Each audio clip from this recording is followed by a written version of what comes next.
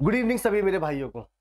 जैसा कि आप जानते हो कि आपकी सीजीएल मेंस की एग्जाम डेट आपको आ चुकी है, जो जिसमें आप लोगों को पता होगा और आप लोग जानते भी होंगे कि आप लोगों के पास टाइम बेहद बहुत कम दिया गया है।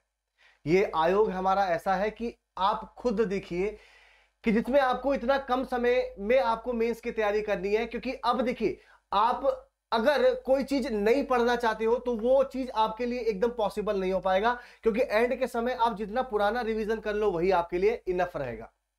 क्योंकि आपको मेंस यहां पर वैकेंसी जो है वो 37,000 वैकेंसी दी गई है। तो आप सभी का भी सपना होगा कि हम एक सीट अपनी पक्की कर लें। क्यों विवेक? विवेक का कमेंट आया है कि यस सर, मुझे अपनी एक सीट पक्की करनी है।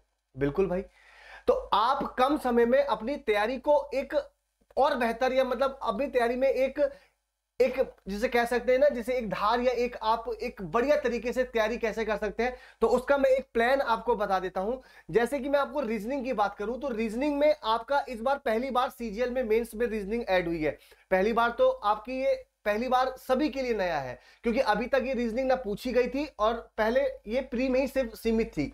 यानी कि इस बार मेंस में लाके इसको एक 30 क्वेश्चन का एक वेटेज भी दे दिया, यानी कि 30 क्वेश्चन आपके रीजनिंग में भी आएंगे जो मॉड्यूल 1 पार्ट ए में है, और उसमें मैथ्स भी इंक्लूड है। तो इन दोनों सेक्शन पे आपको सिर्फ 1 आवर का समय दिया गया, यानी कि 30 क्वेश्चन मैथ्स में और 30 क्वेश्चन रीजनिंग में, और आपको 1 घंटे का समय दिया गया है।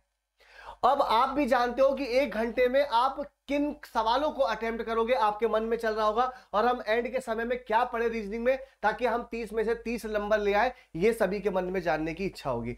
तो मैं आपको बताता हूं कि रीजनिंग का जो आपका प्लान होना चाहिए, मास्टर प्लान होना चाहिए, वो क्या होना चाहिए, वो मैं आपको जो बताऊंगा, जिस तरीके से अगर आपने फॉलो कर लिया डेफिनेटली आपको इसमें फायदा मिलेगा। जैसे कि अगर मैं बात करूं, जैसे कि मैंने सिलेबस यहां पे आपके सामने डिस्कस किया है और रखा भी है, तो ये जो सारे जो सिलेबस है ना, ये अभी तक एसएससी के द्वारा पूछे गए सिलेबस है, और मैंने इसमें कुछ बैंकिंग के सेक्टर के सिलेबस को भी ऐड किया है। तो अगर हम बात करें एनालॉजी की, अगर हम बात करें मेंस में, तो एनालॉजी में आपको एक सवाल आपको देखने को मिल सकता है। ये गारंटी है कि एक सवाल आपको जरूर एनालॉजी को देखने को मिलेगा। तो आप इस पे क्या करेंगे? अब इस पे कोई किताब पढ़ने मत बैठ जाइएगा, आपको मैं बताऊंगा अभी क्या करना है। ऑड वन आउट का भी आपको एक सवाल मिल जाएगा 30 में से।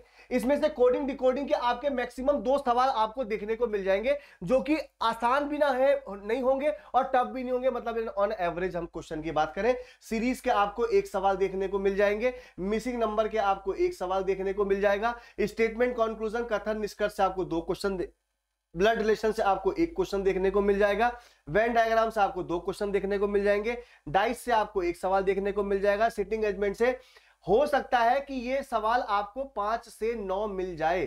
मेरी बात को गौर कीजिएगा, मैं इस सवाल को सिटिंग अरेंजमेंट को ज्यादा वेटेज देके चलूंगा। क्यों? क्योंकि हो सकता है पहली बार है और बैंक का सवाल आप देखते ही हैं कि ज्यादा वेटेज आपको यहां पर दिया जाता है। ठीक है, डायरेक्शन से आपको 1 सवाल देखने को जरूर कंफर्म मिलेगा, ये मैं मिनिमम की बात कर रहा हूं, और मिनिमम आपको 1 सवाल भी यहां से देखने को मिलेगा। ठीक है, तो मैंने आपको वेटेज बताया। अब आपको मैं बता दूं किस टाइप का देखने को मिलेगा। तो देखिए, अगर मैं बात करूं सिटिंग अरेंजमेंट की, तो हल्का बैंक प्री लेवल का अगर हम लोग पढ़ लेंगे तो हमारे लिए दिक्कत की बात नहीं है, क्योंकि 30 सवाल में बैंक प्री लेवल का आएगा, क्योंकि आपके पास टाइम कम है। सबसे बड़ी बात है कि टाइम आपको ज्यादा दिया ही नहीं है, उसी 1 घंटे के अंदर आपको मैथ्स भी करनी है और उसी 1 घंटे के अंदर आपको रीजनिंग भी अटेम्प्ट करनी है। मतलब 30 यानी 60 क्वेश्चन 1 आवर।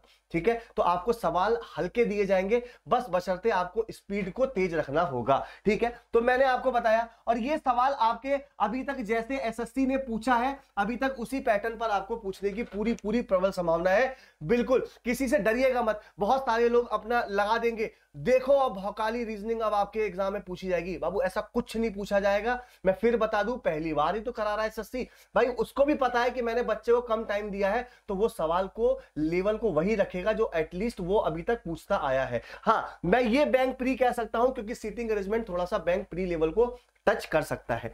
अगर मैं बात करूं आपसे मैथमेटिकल ऑपरेशन की, बताया मैंने एक क्वेश्चन, वर्ड अरेंजमेंट का एक क्वेश्चन आपका हो सकता है, और एज से आपका एक क्वेश्चन हो सकता है, कैलेंडर से आपका एक क्वेश्चन हो सकता है, और सीरीज वर्बल वाली से आपका एक क्वेश्चन हो सकता है, और काउंटिंग ऑफ फिगर से भी आपका एक सवाल हो सकता है, और पेपर कटिंग एम्बेडेड यानी कि मिरर, आपके इन सारे टॉपिक से आपके 3 सवाल आपके हो सकते हैं, ठीक है। और लगभग मिसलेनियस से आपको 5 से 6 सवाल आपको यहां भी देखने को मिलेंगे। और अगर मैं टोटल की बात कर लूं तो आप खुद देख लीजिए, यहां पे आप टोटल करेंगे तो भाई देखिए, ये तो मैं मिनिमम की बात कर रहा हूं, तो आपका लगभग 30 सवाल यहां से कवर हो जाएगा। और मैं आपको फिर बता दूं, कोई अभी तक का टाइप जो पूछा जाएगा, यानी कि जो एसएससी में अभी तक पूछा गया है वो ही पूछा जाएगा, तो मैंने आपको बताया। अब आप कहेंगे सर एक शॉर्ट टर्म में हम रीजनिंग में ऐसा क्या पढ़ ले ताकि हम अपने रीजनिंग में 30 में से 30 नंबर ले आए, तो उसके लिए मैं आपको बताता हूं क्या करना है। जैसे कि आप जानते हो कि सबसे पहले आप लोगों के लिए एक विजय श्री मैराथन भी आप लोगों के लिए ले आई जा रही है, विजय श्री मैराथन, जिसमें आपको हर सब्जेक्ट की, यानी कि जो आपके मेंस में सब्जेक्ट आ रहे हैं उस सब्जेक्ट की आपको एक इंडिविजुअल क्लास दी जाएगी।